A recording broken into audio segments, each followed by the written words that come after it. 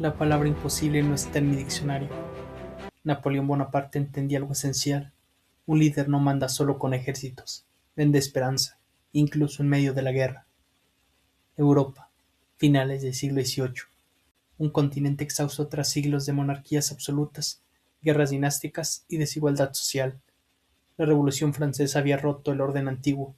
Reyes caían, tronos se vaciaban, y el poder ya no parecía eterno. En medio de ese caos, iba a surgir un hombre dispuesto a tomarlo todo. A través de los siglos, algunos nombres se negaron a morir. Sus ideas, sus batallas y sus sueños transformaron el mundo. Esto es Leca, y estas son las historias de quienes dejaron huella. Capítulo 1. El origen del conquistador. Napoleón Bonaparte nació el 15 de agosto de 1769 en Ajaccio, Córcega, una isla montañosa pobre y políticamente inestable. Córcega acababa de ser incorporada a Francia tras siglos de dominio genovés. La anexión fue violenta, resistida por buena parte de la población local. Napoleón nació literalmente en un territorio ocupado. Ese contexto marcó su carácter desde el origen. No creció en una Francia consolidada, sino en una tierra humillada, orgullosa y resentida. La familia Bonaparte pertenecía a la pequeña nobleza corsa. Tenían título, pero carecían de riqueza significativa. Vivían entre dos mundos: el prestigio social heredado y la precariedad económica real. Su padre, Carlo Bonaparte, era abogado y político pragmático. Comprendió rápidamente que resistir a Francia era inútil. Optó por colaborar con el nuevo poder. Esa decisión permitió a la familia sobrevivir, pero también los convirtió en sospechosos ante los corsos más radicales. Su madre, Leticia Ramolino, fue la figura más influyente de su infancia. Mujer severa, austera y profundamente religiosa. Vivió embarazada gran parte de su vida y administró la casa con mano dura. Napoleón heredó de ella la disciplina, la resistencia física y la frialdad emocional. Desde niño, Napoleón estuvo rodeado de historias de guerra. Escuchaba relatos sobre Pascual Paoli, el líder independentista corso: héroes derrotados, batallas perdidas, traiciones políticas. Aprendió temprano que el poder no es justo, es eficaz. A los 9 años fue enviado a Francia para estudiar. El choque cultural fue inmediato. No hablaba francés correctamente, tenía acento fuerte, su apellido sonaba extranjero. En las escuelas francesas fue aislado, ridiculizado, subestimado. Ese rechazo moldeó su personalidad. Napoleón no desarrolló carisma social, desarrolló ambición. Pasaba largas horas solo, leyendo, observando, guardando rencor. Mientras otros niños buscaban aceptación, Napoleón empezó a construir una identidad basada en la superioridad intelectual. No quería pertenecer, quería dominar. La soledad se convirtió en su entrenamiento mental. Aprendió a controlar emociones, a esperar, a planear. Desde joven desarrolló una convicción peligrosa: que estaba destinado a algo más grande. No sabía aún qué, pero sabía que no aceptaría un lugar secundario. Ese convencimiento, nacido en la humillación y la carencia, sería el motor de toda su vida. Capítulo 2. La forja del militar. La salida de Córcega no fue solo un cambio geográfico, fue una ruptura definitiva. Napoleón dejó atrás una tierra hostil, pero también su identidad inicial. Ingresó primero en la escuela militar de Brienne-le-Château. Ahí quedó claro desde el inicio que era diferente. No destacaba físicamente, no era popular, pero sí era disciplinado, metódico, obsesivo. Mientras otros cadetes veían la carrera militar como traición o prestigio, Napoleón la entendía como una vía de ascenso. No tenía apellido poderoso, tenía que construir poder desde cero. En Brienne, su aislamiento continuo era reservado, orgulloso, poco sociable. Ese aislamiento se tradujo en estudio constante, matemáticas, geografía, historia. Napoleón comprendió pronto que la guerra no es solo fuerza, sino organización, tiempo y espacio. Más tarde ingresó en la École Militaire de París. Allí eligió conscientemente la artillería. No era la rama más prestigiosa, pero sí la más científica. La artillería exigía cálculo, precisión y planificación, virtudes que Napoleón dominaba. Estudió balística, fortificaciones, logística. Aprendió a leer el terreno como un mapa vivo: colinas, ríos, caminos. Para él, una batalla se decidía antes del primer disparo. Leía de manera compulsiva: Plutarco, Julio César, Aníbal, Federico el Grande. No los admiraba ciegamente, Los diseccionaba, buscaba errores, buscaba patrones. La Revolución Francesa alteró radicalmente el panorama. El antiguo ejército aristocrático colapsó. Muchos oficiales desertaron o fueron ejecutados. Para Napoleón, la revolución no fue una causa moral, fue una oportunidad histórica. El mérito empezó a importar más que el linaje, y Napoleón estaba preparado. Su primer gran momento llegó en Tolón, 1793. La ciudad se había rebelado contra la República, potencias extranjeras la apoyaban. Napoleón analizó el terreno, identificó los puntos claves, colocó la artillería con precisión quirúrgica. No atacó al azar, aisló el puerto, cortó suministros, forzó la rendición. La victoria fue rápida, decisiva. Napoleón no fue recordado por valentía personal, fue recordado por eficacia. Ascendió con rapidez, ganó enemigos, ganó influencia. Había demostrado algo fundamental, no improvisaba. En medio del caos revolucionario, Napoleón se consolidó como un hombre de orden. La guerra se convirtió en su lenguaje, el poder en su objetivo. Capítulo 3. El amo de Europa. Las campañas de Italia marcaron el verdadero nacimiento del mito napoleónico. Napoleón recibió el mando de un ejército olvidado, mal vestido, hambriento y con la moral baja. Era una fuerza secundaria, destinada a contener, no a conquistar. Napoleón cambió esa lógica desde el primer día. Prometió botín, prometió gloria, pero sobre todo, impuso movimiento.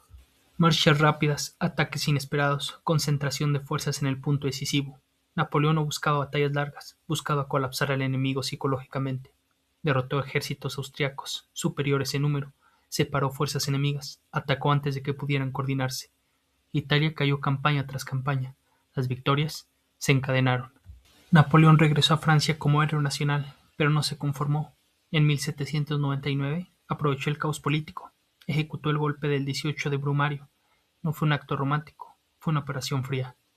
Napoleón se convirtió en primer cónsul. Desde ahí reconstruyó el Estado francés. Centralizó el poder, reformó la administración, impulsó el Código Civil, que aún hoy influye en sistemas legales modernos. En 1804 se proclamó emperador de los franceses. No permitió que el Papa lo coronara. Tomó la corona con sus propias manos. El mensaje fue inequívoco. El poder no se hereda, se toma. Militarmente, Napoleón alcanzó su cima en Austerlitz. Con inferioridad numérica, engañó a austriacos y rusos.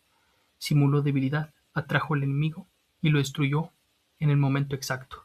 Siguieron Jena, Austerlitz, Wagram, Marengo. Coaliciones enteras fueron derrotadas. Napoleón rediseñó el mapa europeo, creó reinos, destruyó dinastías, colocó a sus hermanos en tronos extranjeros. Durante casi una década, no existe una potencia capaz de enfrentarlo directamente, pero el dominio absoluto genera resistencia. Cada victoria sembraba futuros enemigos. El imperio estaba en su apogeo y también al borde del exceso. Capítulo 4. El hombre detrás del mito. Detrás del uniforme, la corona y las victorias, existe un hombre complejo y contradictorio. Napoleón no era un simple conquistador, era un obsesivo del control.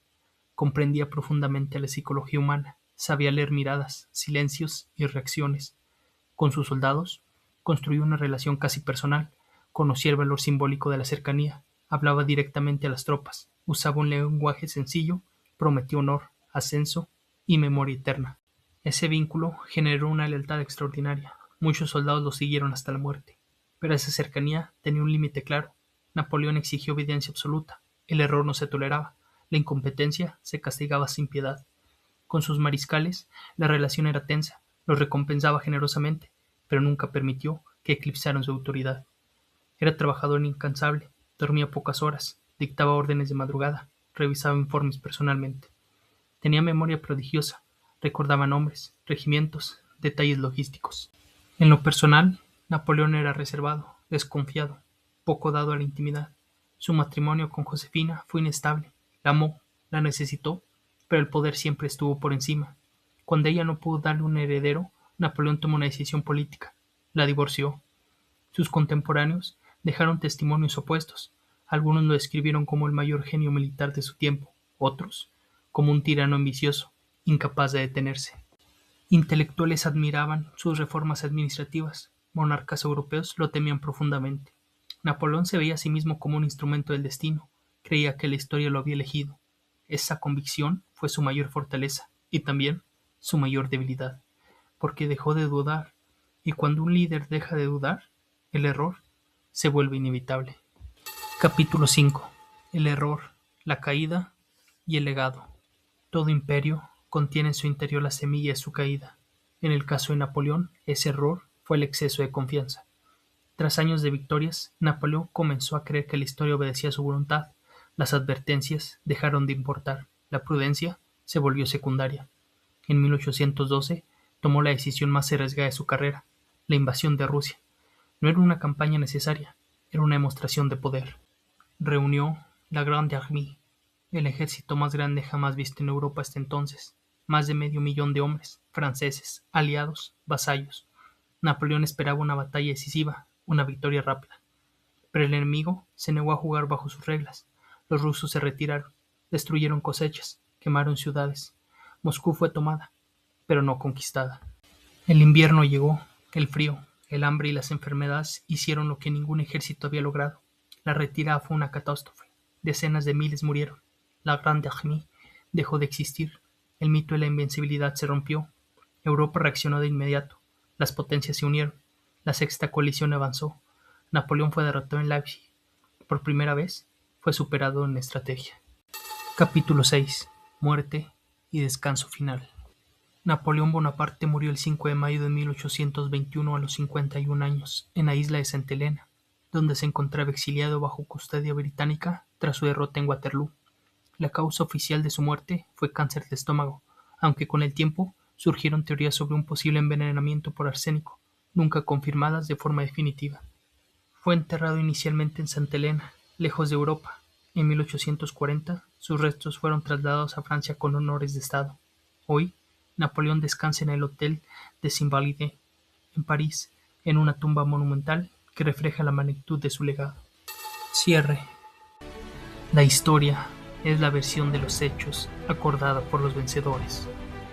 Napoleón Bonaparte perdió imperios, batallas y coronas, pero jamás perdió su lugar en la historia.